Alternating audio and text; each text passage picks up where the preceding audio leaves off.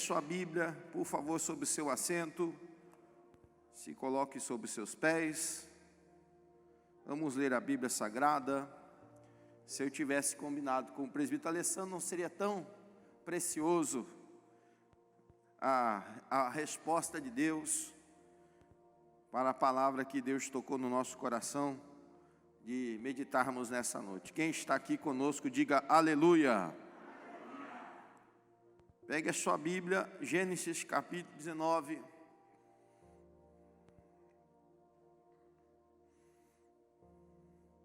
Louvado seja aquele que vive e reina para sempre.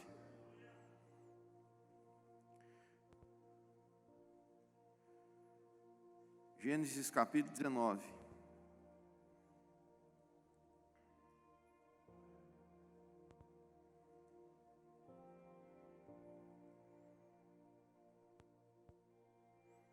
Louvado seja o Senhor nosso Deus.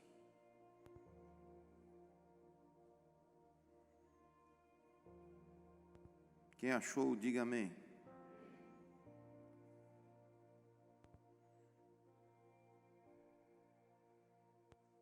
Versículo de número 15. E ao amanhecer os anjos apertaram com Ló, dizendo: levanta-te, toma tua mulher e as tuas duas filhas, que aqui estão, para que não pereças na injustiça dessa cidade. Versículo 17. E aconteceu que, tirando-os para fora, disse: escapa-te por tua vida, não olhes para trás de ti, não pares em toda esta campina, escapa lá para o monte, para que não pereças. Versículo de número 26. E a mulher de Ló olhou para trás e ficou convertida numa estátua de sal. E Abraão levantou-se para aquela mesma manhã de madrugada e foi para o lugar onde o Senhor estivera diante da face do Senhor. E olhou para Sodoma e Gomorra, e para toda a terra da campina, e viu, e eis que a fumaça da terra subia, como fumaça de uma fornalha. E aconteceu que, destruindo Deus as cidades da campina, Deus se lembrou de Abraão, e tirou Ló do meio da destruição, derrubando aquelas cidades em que Ló habitava. Amém. Fecha os teus olhos, inclina a tua fronte, pense em Deus nesse instante. Eterno Deus, Pai que está nos céus, louvado seja, engrandecido teu nome. A ti seja a honra, a glória, o louvor para todo sempre. Senhor, a inspiração só pode vir de ti. Senhor, meu Deus, a manifestação da glória só pode vir de ti. O entendimento, a revelação só pode vir da tua face, Senhor. Senhor, só pode vir a sabedoria da tua presença. Então, Senhor, nós nos colocamos à disposição, Senhor. Nós não somos nada, Senhor. Somos falhos, Senhor. Muitas vezes, Senhor, meu Deus, não fazemos, Senhor, plenamente a tua vontade. Mas tem misericórdia de nós, Senhor. Perdoa-nos, Senhor, inspira-nos e abençoa cada um dos teus filhos nessa noite com a revelação das Escrituras Sagradas. Em nome de Jesus Cristo, teu Filho, nós oramos e agradecemos. Amém e amém, Jesus. Amém? Antes de você sentar, pegue o seu celular. Você pode pegar o seu celular só agora. Tire uma selfie com a sua família. Mande para as redes sociais suas. Marque a igreja aí no ponteirinho de localização, que você está na chama viva. Mande para os seus amigos, seus contatos. Faça agora essa selfie abençoada, diga: estou no melhor lugar do mundo, estou na casa de Deus. Aproveita, irmãos, compartilha o link dessa mensagem e manda para o seu perfil, manda para os seus amigos. Quem sabe hoje Deus não usa a mensagem dessa noite para abençoar as famílias. Amém? Feito isso, se assente, dê glória para o Senhor Jesus. Amém? Adore o nome do Senhor.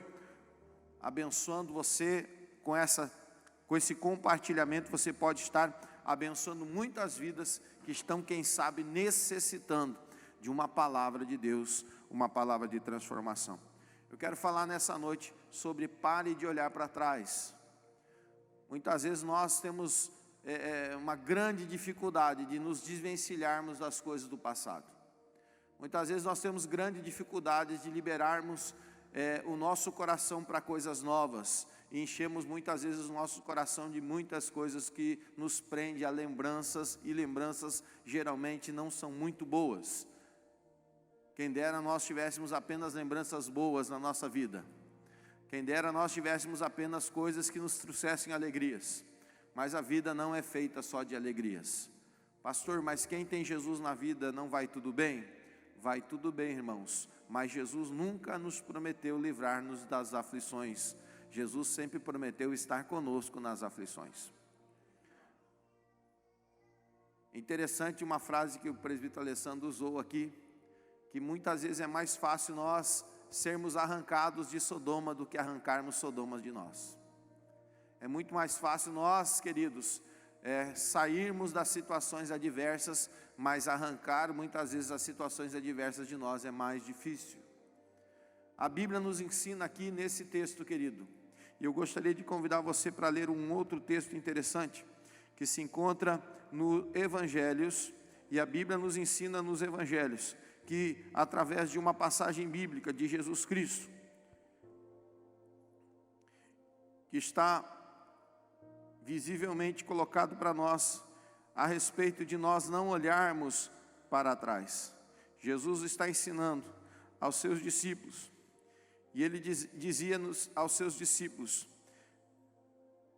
e você pode abrir a sua Bíblia, no Evangelho escreveu Lucas, capítulo de número 9, versículo de número 57, Evangelho de Lucas, capítulo 9, versículo 57, indo eles caminho afora, alguém lhe disse, seguir-te-ei para onde quer que fores. Seguir a Jesus não é uma coisa fácil, queridos. Muitas vezes parece simplista nós dizermos que seguir a Jesus é uma maravilha. Parece que muitas vezes falar seguir a Jesus é uma coisa fenomenal, apenas no sentido etimológico, ou seja, do significado da palavra. Mas Jesus diz, e respondendo assim para os seus discípulos, as raposas têm seus covis, ou seja, as raposas têm o seu lugar de descanso, as raposas têm o seu lugar de segurança, as raposas têm um lugar onde elas podem dormir à noite, onde elas podem estar ali, juntamente com a sua ninhada. Jesus fala, as aves do céu têm os seus ninhos, ou seja, seu lugar de descanso, seu lugar de aconchego, seu lugar de estar ali com a sua ninhada. Mas o Filho do Homem não tem onde reclinar a sua cabeça. Jesus está falando que a nossa caminhada de fé e segui-lo, muitas vezes, não significa termos um lugar de descanso.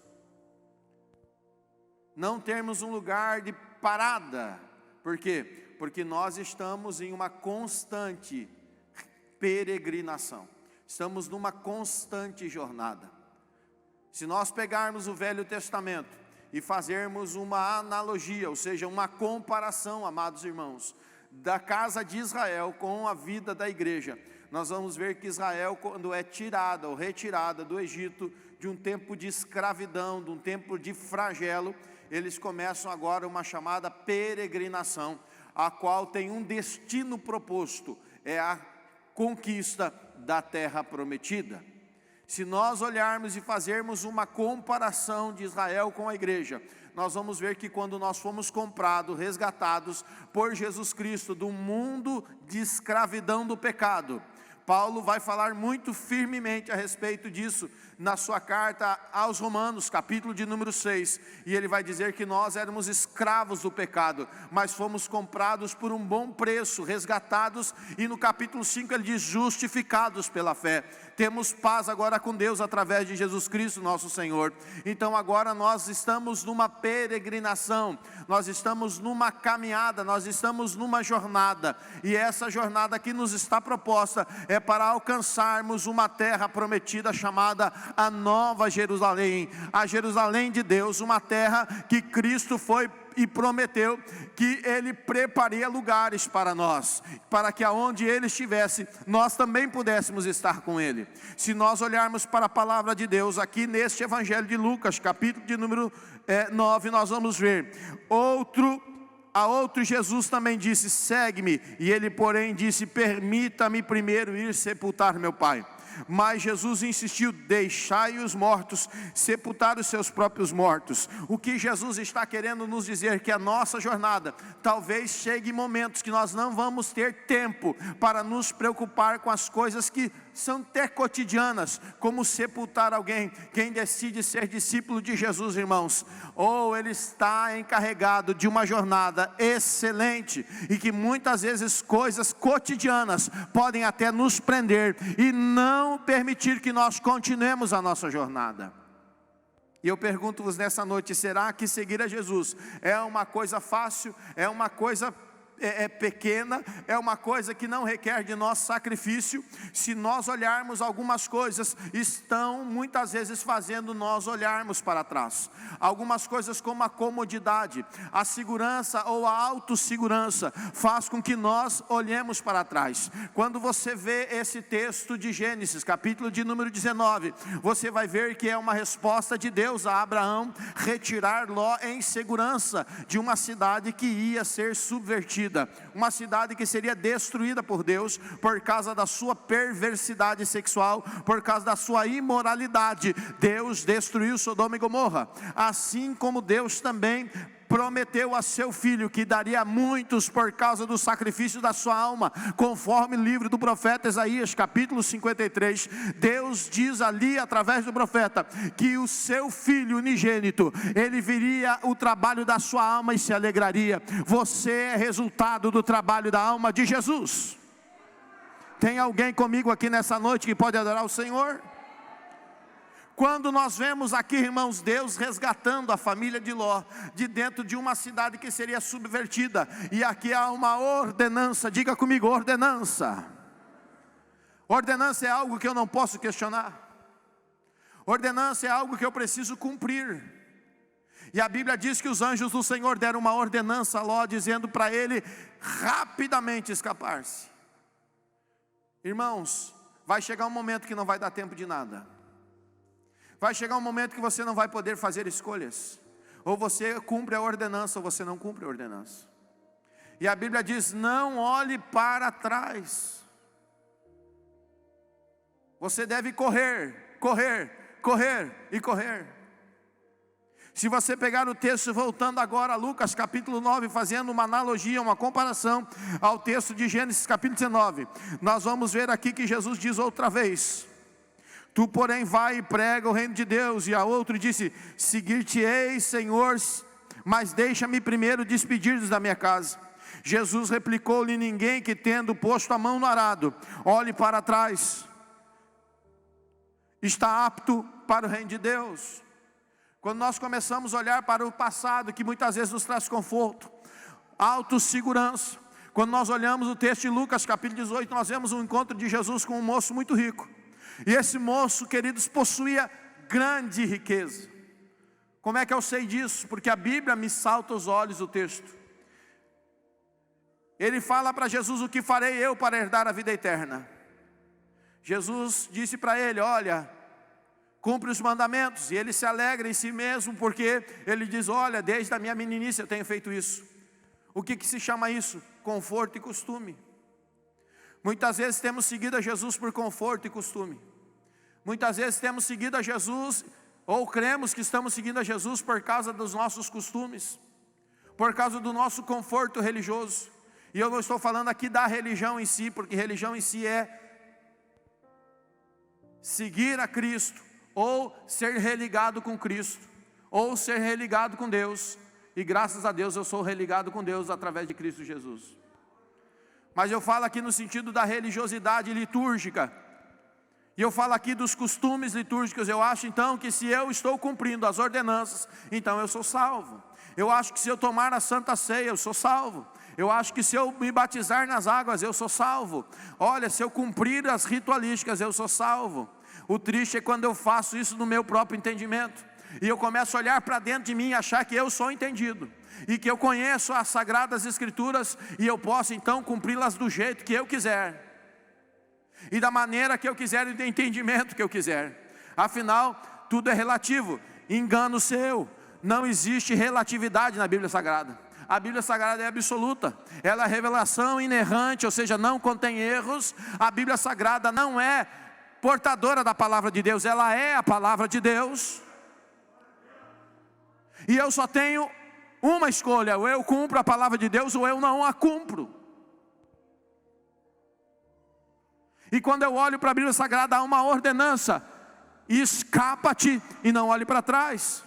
Quando eu olho aqui no livro no Evangelho de Lucas, capítulo 9, Jesus falando: aquele que põe a mão no arado e olha para trás, não é apto para entrar no reino de Deus.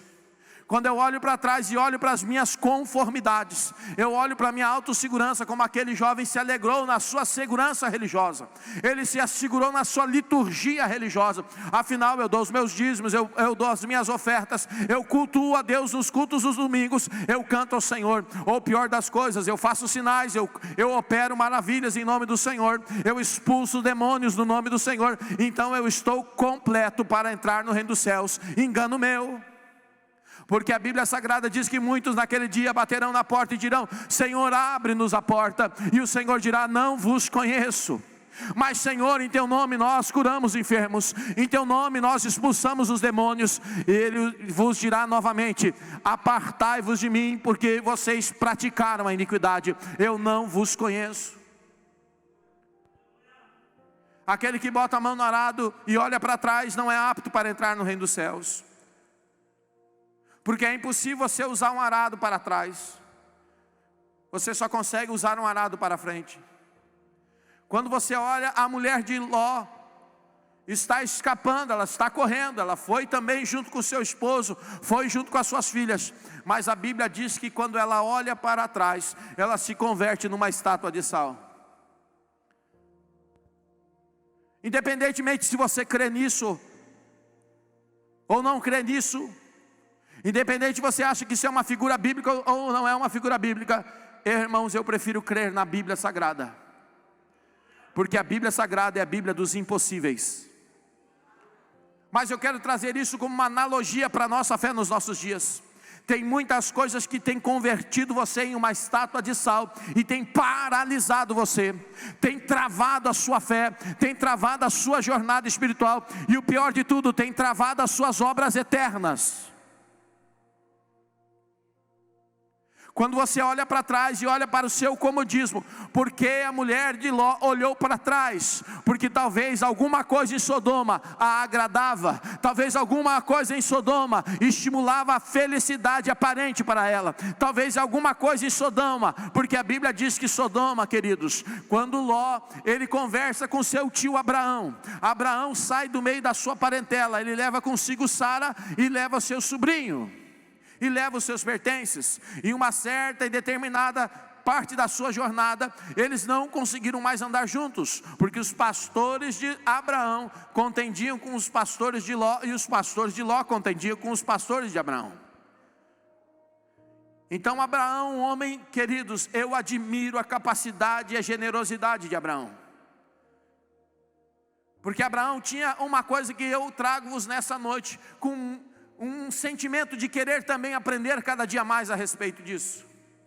Abraão, ele chega para o seu sobrinho Ló e diz para ele: meu sobrinho, para que nós possamos conviver em paz, para que nós possamos ter uma vida de harmonia, você vai escolher agora para que lado você quer ir. Se você for para a direita, eu irei para a esquerda. Se você for para a esquerda, eu irei para a direita, e assim conviveremos bem. Olha a coisa interessante.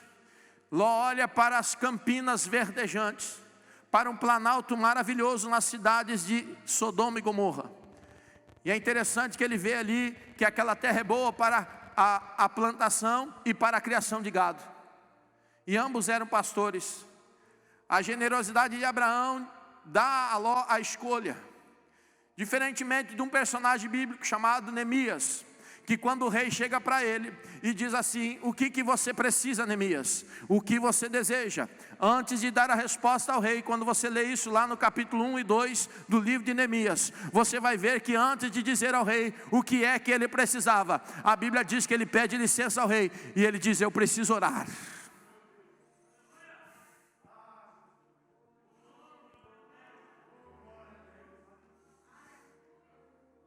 Quem entendeu, diga glória a Deus. Ló, antes de responder ao seu tio Abraão, ele não ora ao Senhor. Ele apenas se engana com os seus olhos. E eu quero dizer para você, nem sempre aquilo que é bonito é aquilo que é certo.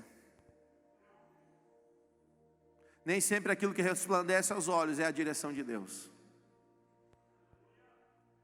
E eu tenho certeza, e isso me traz paz ao coração, de entender e aprender com Abraão, que ele tinha uma coisa no seu coração, irmãos. Pastor, está escrito na Bíblia? Não, eu extraio isso da vida de Abraão. É como se Abraão dissesse assim: independente se eu for para a direita ou esquerda, se a presença de Deus for comigo, aonde eu for, eu vou prosperar. Aonde eu for, tudo que eu plantar vai crescer, porque quem dá o crescimento é o Senhor. Aonde eu for, seja nas campinas ou seja nas montanhas, aonde eu estiver, se a presença de Deus estiver comigo, tudo vai dar certo. Oh, glória a Deus. Então, irmãos, se você olhasse para Sodoma e Gomorra, ela era aparentemente uma cidade próspera, abençoada, era uma cidade que talvez produzisse prazeres, mas os prazeres do mundo são passageiros. Os prazeres dessa terra são passageiros. Uma, porque a nossa vida é muito passageira. Mas talvez o coração da esposa de Ló tinha algumas coisas que a seguravam em Sodoma e Gomorra. Eu vou perguntar uma coisa muito forte para você aqui nessa noite, irmão. Tem alguma coisa segurando você aqui nesse mundo ainda? Tem alguma coisa prendendo você aqui nessa terra ainda? Tem alguma coisa que ainda prende o teu coração aqui nessa terra? Voltando ao jovem de Lucas capítulo 18, nós vamos ver que ele, na sua religiosidade, nos seus atos litúrgicos da religiosidade, da profissão de fé, ele achou que ele estava garantido na salvação. Jesus olha para ele, na sua resposta, que ele diz: tenho feito isso desde a minha meninice, ou seja, desde que eu sou criança. Irmãos, eu poderia usar essa frase, pastor Adão querido, eu poderia dizer: desde que eu me conheço por gente, eu nasci dentro da igreja, e eu posso dizer, eu participei a minha vida inteira, eu participava da escola bíblica dominical, eu participava dos grupos de crianças, eu participava das cantatas de Natal, eu participava dos encontros de adolescentes, eu participava das escolas bíblicas, eu passei por todas as classes da escola bíblica dominical, eu participei desde o jardim de infância até a classe dos adultos, eu fui professor da escola bíblica dominical, eu ensinei a jovens, eu ensinei adolescentes, eu ensinei crianças, eu pregava nas cruzadas na rua, carregava caixas de som nos caminhões, muitos aqui dos irmãos até me ajudavam, às vezes aos finais de semana, tudo essas coisas eu fazia. Eu posso dizer, a minha vida inteira eu estive na casa do Senhor, mas isso não garante que eu sou salvo. Desde que eu me conheço por gente, recebi o meu primeiro salário na minha vida, eu sou dizimista da igreja, mas isso não garante que eu sou salvo. Irmãos, eu já vi pessoas serem curadas através da oração da fé, eu já fiz orações para pessoas serem libertas, eu já fiz cruzadas de libertação, eu já vi pessoas voando endemoniadas, eu já vi pessoas queimando o braço como se fosse fogo endemoniadas, e nós tivemos a graça de Deus de orarmos e libertarmos as pessoas, mas isso não garante que eu sou salvo. Eu já vi pessoas serem miraculosamente curadas pelo poder de Deus instantaneamente. Eu já vi Deus usar em revelações profundas e transformar a vida de pessoas, mas isso não garante que eu sou salvo. Aquele jovem pensava desta forma. Jesus olha para ele e diz: só te resta uma coisa, vende o que você tem, dá aos pobres e segue-me. Será que o problema do jovem era suas riquezas? Ou que será que era a corrente do seu passado, do seu conformismo, do seu conforto, da sua autossegurança, que seguravam ele e impediram ele de seguir a Jesus? Impediu ele de seguir a Cristo sem nada que o prendesse. Olha que coisa interessante. Se você abrir a sua Bíblia, por favor, pegue comigo a sua Bíblia. Há um texto muito precioso.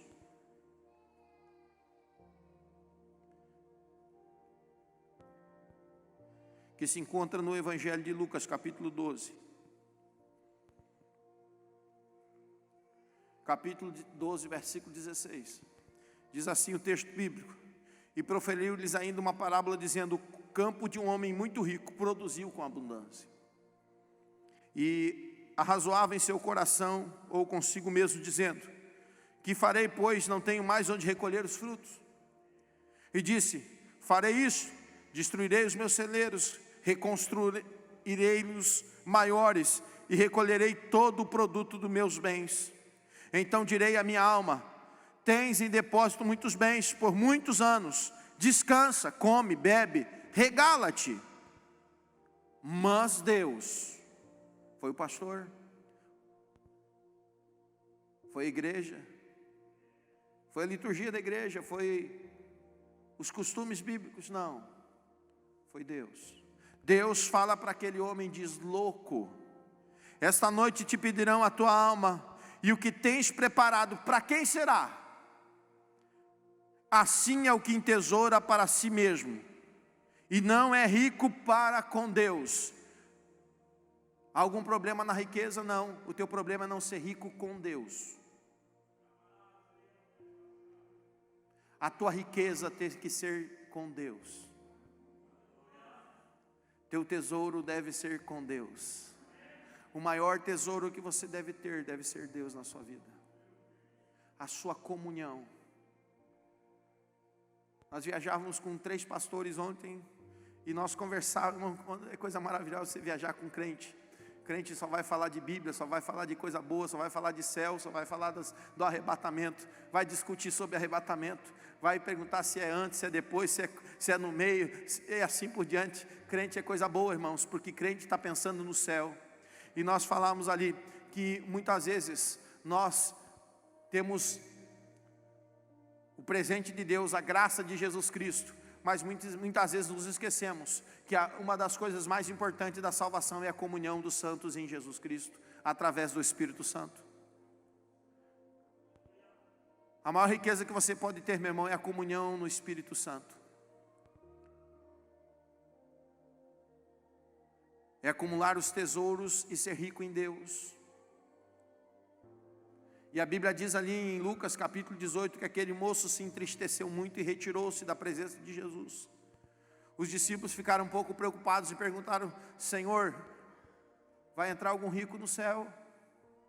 E Jesus disse: talvez não. Mais fácil passar um camelo pelo buraco da agulha do que entrar um rico no céu. Por que Jesus disse isso, irmãos? Porque é impossível um rico ser salvo? Não, Jesus está dizendo que é muito difícil alguém querer abandonar tudo para seguir a Jesus. É muito difícil nós queremos abandonar tudo e colocar na mão do arado e não olharmos para trás. Muitas coisas querem nos prender ao nosso passado.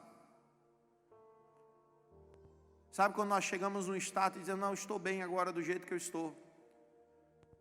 Estou parecendo o homem desta parábola de Jesus, de Lucas capítulo 12.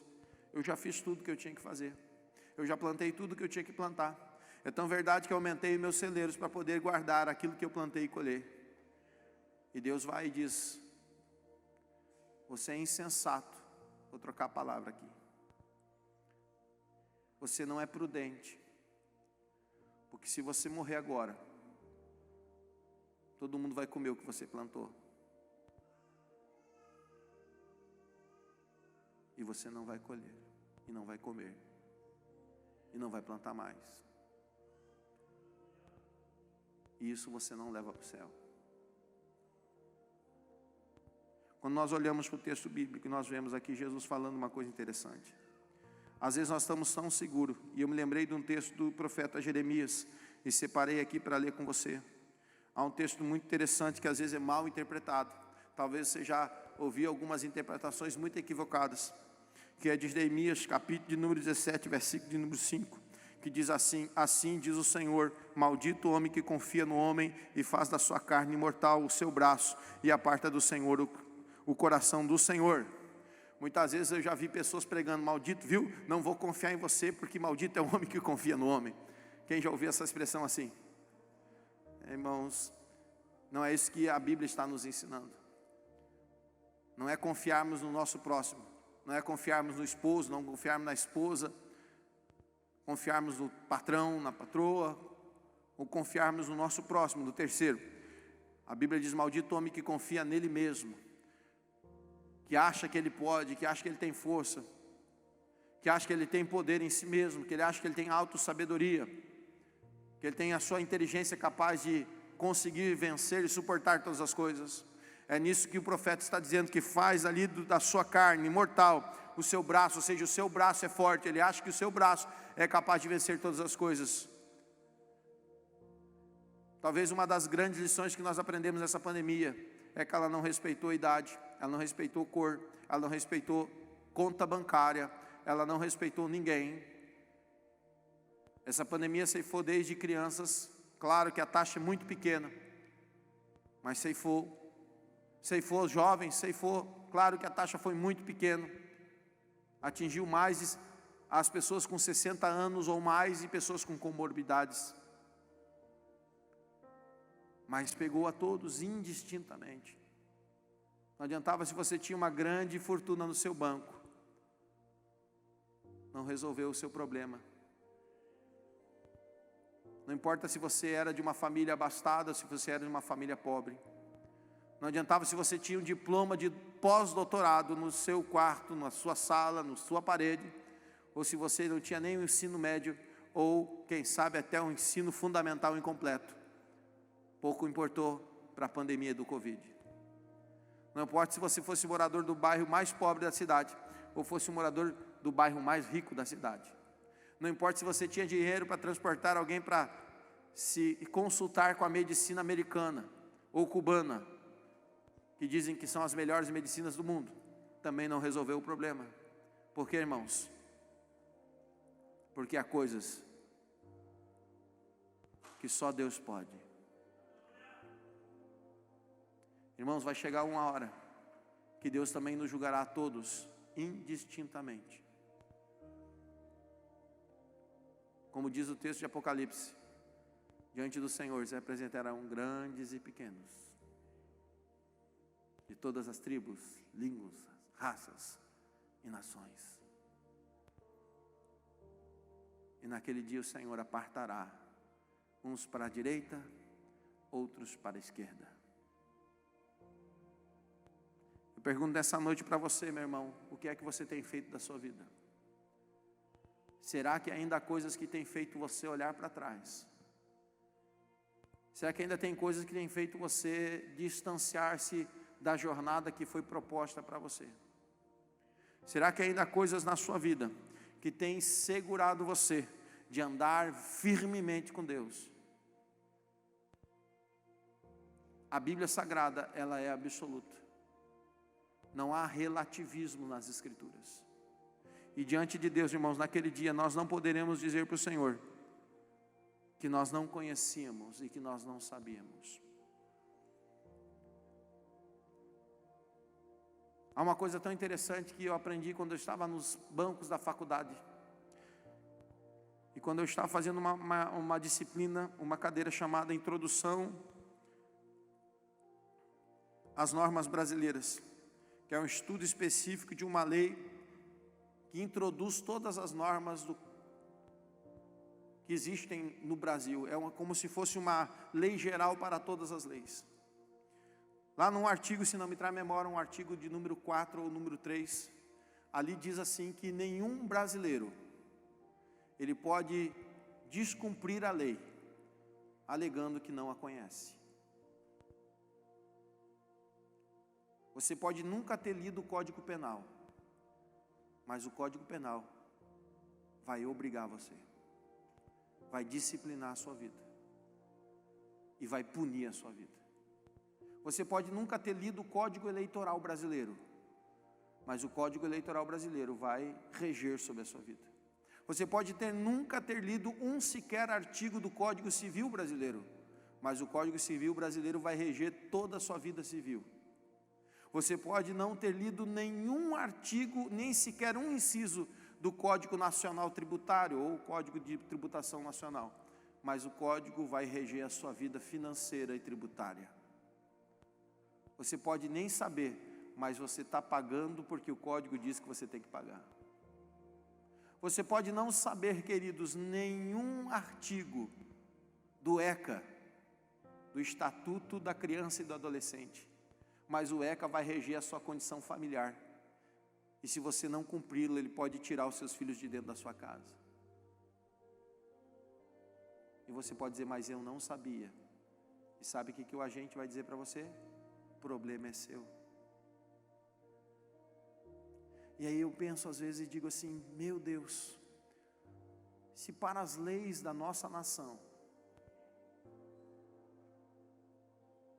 a gente é impositivo, e nós temos que cumpri-las mesmo que nós não a conhecemos, por que nós achamos que com a Bíblia é diferente?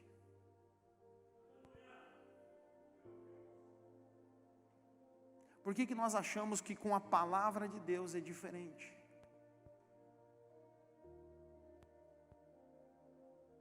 Então eu vos convido nessa noite a parar de olhar para trás, irmãos. Não permita que nada nessa vida segure você aqui. Não permita que nada paralise a sua caminhada com Deus. O apóstolo Paulo, ele vai falar um texto, deixa eu ver se eu marquei esse texto, eu me lembrei dele agora.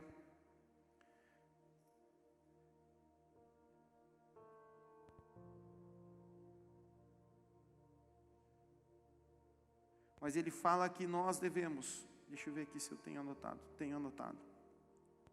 que está na carta aos Filipenses, capítulo de número 3, versículo de número 13, Paulo fala uma coisa muito interessante, ele diz, assim nos adverte o Senhor,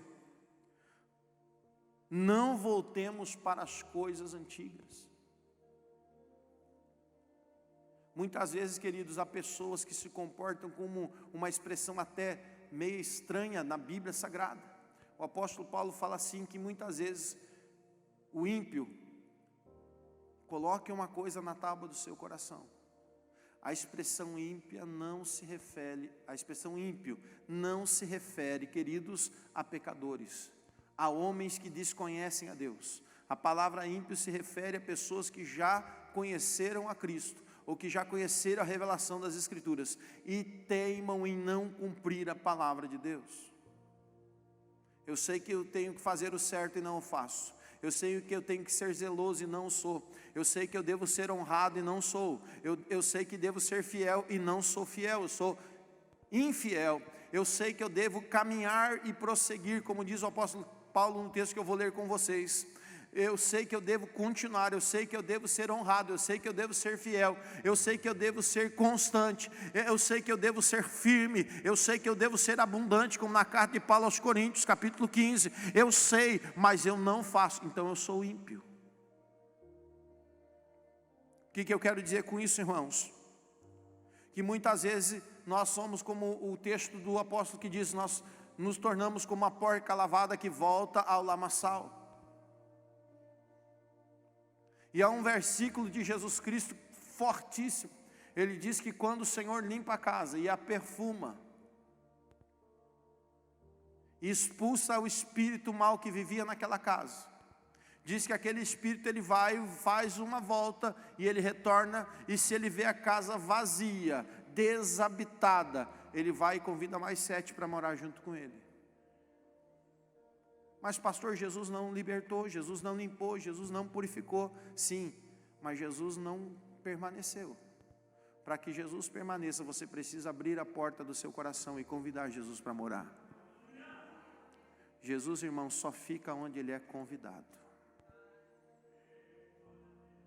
Jesus só permanece conosco para termos comunhão.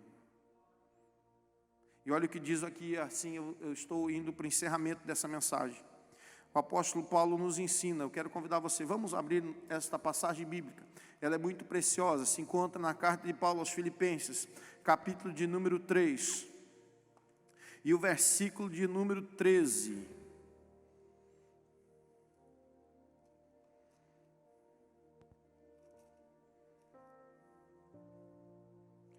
Vou ler o 12. É muito precioso essa carta aos irmãos de Filipe. Ele diz: não que já tenha alcançado ou que seja perfeito, mas prossigo para alcançar aquilo para o qual fui também preso por Cristo. É interessante que Paulo, em muitas das vezes, ele usa a expressão: eu sou escravo de Cristo. Quando Paulo usa essa expressão, eu sou escravo de Cristo, o que ele está querendo nos transpassar, nos ensinar, transpassar no sentido penetrar até a nossa alma e ser gravado na tábua do nosso coração. O que Paulo está querendo nos ensinar? Ele está dizendo: olha, escravo é aquele que não tem vontade em si mesmo. Escravo é aquele que não faz aquilo que ele decide fazer. Escravo é aquele que não tem domínio sobre o seu próprio corpo. Paulo entendia sobre escravidão. Paulo entendia, e é tão interessante que ele vai e escreve uma carta, Filemão, se você já leu essa carta, há até instruções para que o senhor do escravo trate o seu escravo com dignidade, e o seu escravo trate o seu senhor com amor. Paulo entendia de escravidão porque ele é enxertado e foi criado numa cultura romana. E é tão interessante que a cultura romana, alguns senhores de escravo, que não tinham filhos, por vezes adotavam escravos como se filho fosses. Por isso vem muito da doutrina da adoção, que foi, queridos, normatizado na Bíblia Sagrada pelo apóstolo Paulo, de elementos da cultura romana e do direito romano, para entender como Deus nos fez de escravos do pecado, filhos seus. E assim somos co-herdeiros com Cristo Jesus nosso Senhor, como os ensinamentos de Paulo na sua carta aos Coríntios. E quando você vê aqui Paulo dizendo para mim e para você, que agora eu não vivo mais em mim mesmo, mas Cristo vive em mim. Ele está usando essa expressão na sua totalidade, dizendo: você não tem mais domínio sobre você, agora você tem que ser um escravo de Cristo. Você não pode ter mais autoridade em você, você não pode ter mais a sua vontade de dizer: eu vou fazer, desculpe uma expressão bem corriqueira, o que der na minha telha eu vou fazer. Não, não, se você pensa dessa forma, você não é um discípulo de Jesus. Você está enganando-se a si mesmo. Você está mentindo para a sua alma. Por isso que muitos vão dizer naquele dia: Senhor, Senhor, abre-nos a porta. Não, você preferiu ser senhor da sua vida do que escravo meu.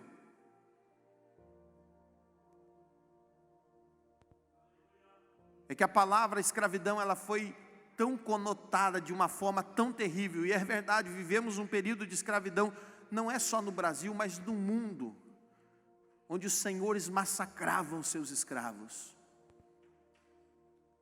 Só que o nosso Senhor, irmãos, Ele é um Senhor de justiça.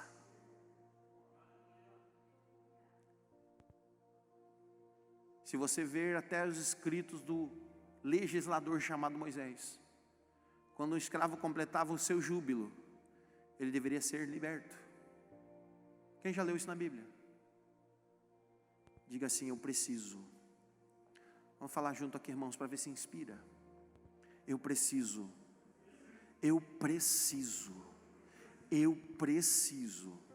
ler a Bíblia.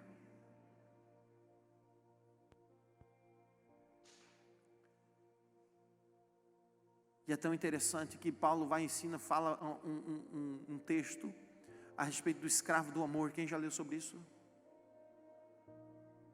Alguém já leu sobre isso? A palavra escravo de amor quer dizer aquele escravo que foi liberto, recebeu a sua alforria, e ele poderia viver livre, mas o seu Senhor era tão bom e zeloso por ele, que ele preferia ficar na casa do seu Senhor. É nessa conotação que Paulo vai e escreve que eu sou escravo de Cristo. Eu sou livre em Cristo. Mas Ele é tão bom. Ele é tão bom. Que eu prefiro ficar sobre a sua servidão. Eu prefiro renunciar à minha liberdade.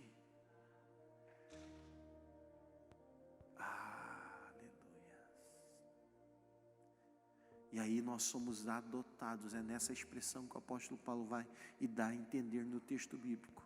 Quando você abre mão da sua liberdade, então você já não é mais o escravo, e você passa a ser filho.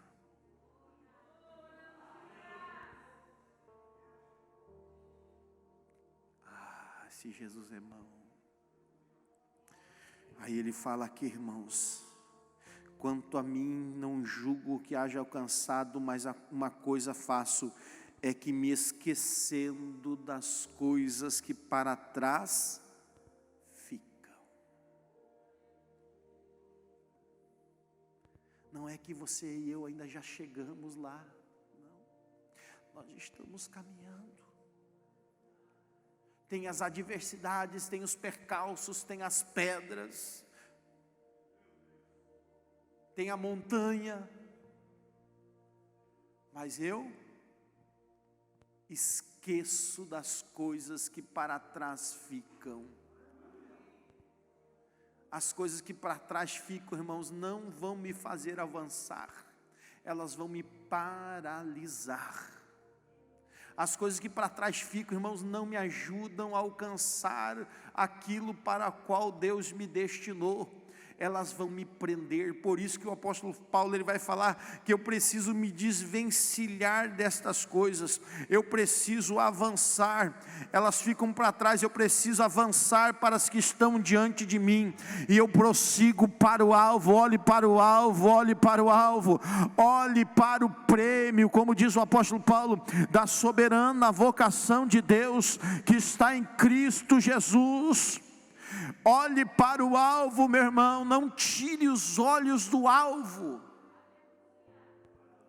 Quando nós começamos a olhar para trás, nós somos paralisados pela autoconfiança, pela nossa autossegurança, pelo nosso autoconhecimento, pela nossa autossabedoria, pela nossa riqueza, pelo nosso comodismo, e nós somos paralisados. Mas Jesus está dizendo: prossiga, esqueça das coisas que ficam para trás, avance, prossiga para o alvo, para o prêmio da soberana vocação de Deus. Então aí eu consigo, meus irmãos, me desprender do meu passado, quando eu olho para Cristo e crucifico o meu passado em Cristo. Mas não sou eu que faço isso. A Bíblia diz que Ele levou sobre si as minhas, as suas, as nossas iniquidades. E o castigo que nos traz a paz estava sobre Ele, e pelas suas pisaduras nós fomos sarados. É Ele, por Ele e para Ele. Porque dele, por Ele, para Ele, são todas as coisas. Filipenses capítulo 1.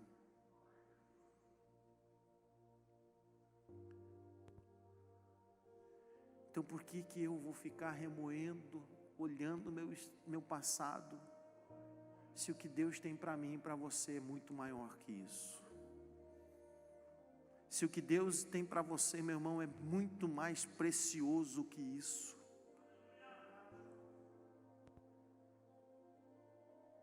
Ah, mas será que eu ainda vou conseguir fazer, pastor? Vai. Será que eu ainda vou conseguir mudar, pastor? Vai. Será que eu ainda vou conseguir me libertar? Vai, irmão. Se a igreja está aqui ainda, irmãos, é porque ainda tem esperança. Olhe para o irmão que está ao teu lado. Está aí do teu lado ainda? Não foi arrebatado? Então ainda dá para mudar toda a história, irmão. Teu irmão não subiu para o céu ainda? Então ainda dá para mudar toda a história. Ainda dá para reconciliar. Ainda dá para se arrepender. Ainda dá para vender tudo e seguir Jesus, irmão. Ainda dá para abandonar as coisas que te prendem e seguir a Jesus. E pegar a sua cruz e ir em frente. Oh, glória a Deus. Eu não sei como é que vai ser esse processo, irmãos. Mas eu sei de uma coisa. Quando lá a gente chegar, irmãos, há uma promessa poderosa de Deus. E eu convido você a ficar em pé nesse instante. Tem uma canção bastante antiga que eu lembro só um pedacinho dela que diz assim: haverá paz no vale, pra mim, eu sei. Haverá paz no vale, pra mim, Senhor, eu sei. Nem a sombra da noite, aí eu não lembro, verei, haverá paz no vale para mim. Há uma promessa de Deus enxugar dos nossos olhos toda lágrima, irmãos. A mulher de Ló preferiu olhar para trás e ela ficou paralisada e perdeu a sua salvação. Eu não sei como é que está a sua vida, meu irmão. Eu vou dizer uma coisa para você: o inimigo tem conseguido paralisar muitos crentes.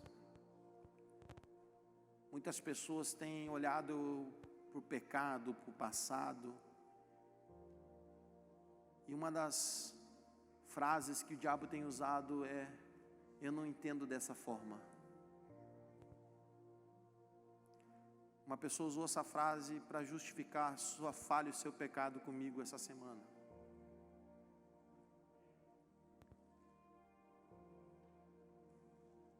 E eu disse: Senhor, eu tenho pregado, Senhor. E aí o Senhor falou comigo em oração, orei porque eu fiquei muito triste.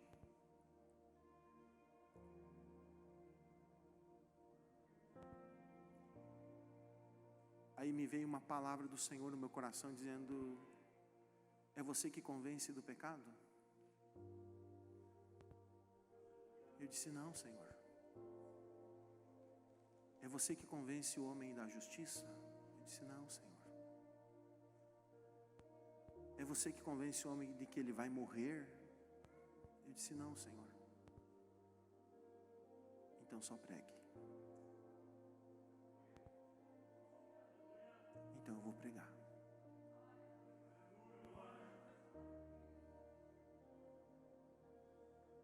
E quem tem ouvidos, ouça que o Espírito diz. Se você tem ouvido Deus falar com você nessa noite, e você tem sentido no seu coração que algumas coisas têm feito você olhar para trás e você quer olhar para frente, você quer orar comigo aqui na frente, então saia do seu lugar e venha orar comigo. Eu quero convidar você para nós orarmos. Venha dizer para o Senhor: Senhor, eu não quero olhar para o meu passado. Eu não quero que nada mais me segure.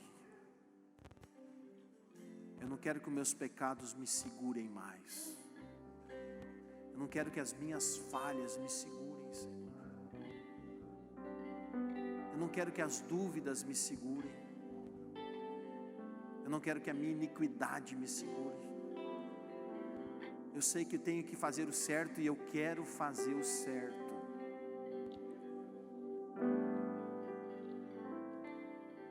Eu não quero mais, Senhor, confiar em mim mesmo. Eu não quero mais confiar na minha sabedoria humana.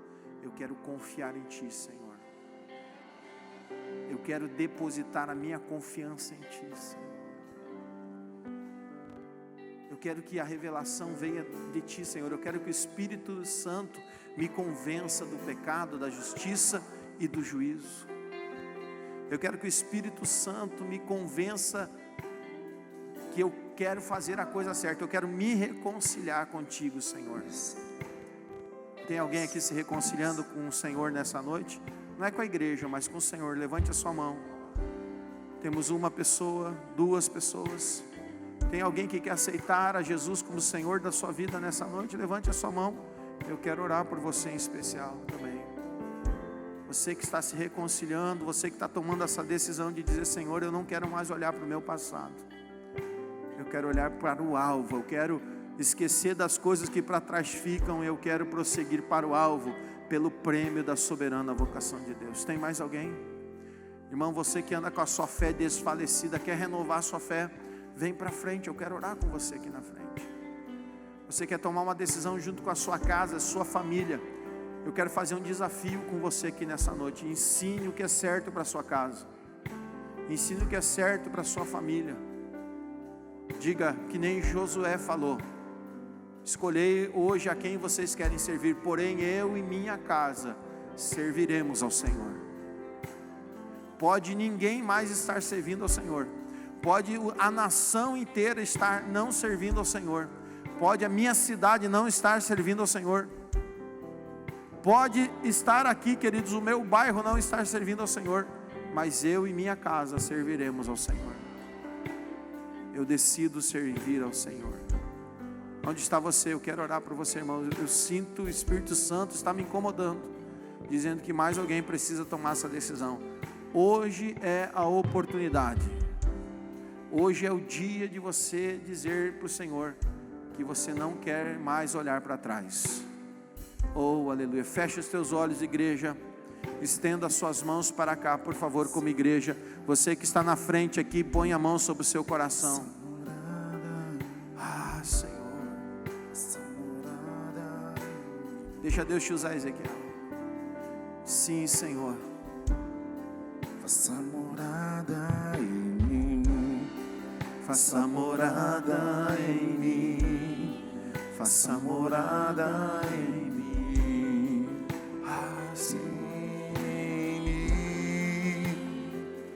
O meu coração é o teu lugar.